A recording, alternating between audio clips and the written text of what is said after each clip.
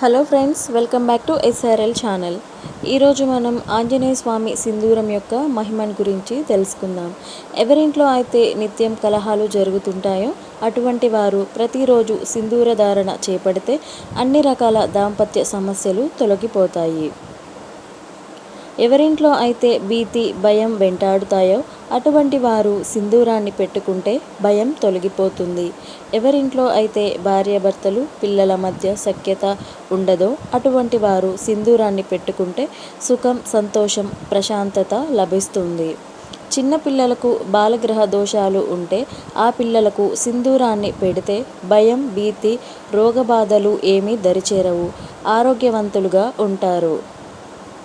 వివాహమైన కొత్త దంపతులు ఆంజనేయ స్వామి సింధూరాన్ని పెట్టుకుంటూ ఉంటే వారికి పిల్లలు కలుగుతారు.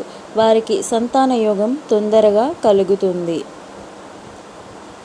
విద్యార్థులు, విద్యార్థినిలు ఆంజనేయ స్వామి గుడికి వెళ్ళి సింధూరాన్ని పెట్టుకుంటే పరీక్ష సమయంలో చదివిన విషయాలన్నింటినీ మర్చిపోకుండా ఉంటారు.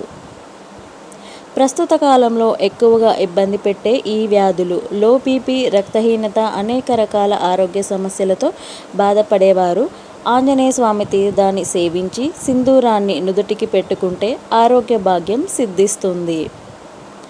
గ్రహ బాధలు ఉన్నవారు ప్రతిరోజు హనుమాన్ సింధూరాన్ని పెట్టుకుంటే గ్రహాల బాధ తొలగిపోతుంది. ఇంట్లో ఆంజనేయ స్వామికి గంధాన్ని పూయదలిచిన వారు దేవుని చిత్రాన్ని దక్షిణం వైపు ఉంచి కొద్దిగా గంధాన్ని స్వామి కిరీటానికి పెట్టాలి.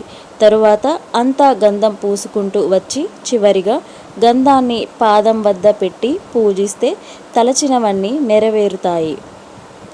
Thanks for watching. Please like, share, subscribe.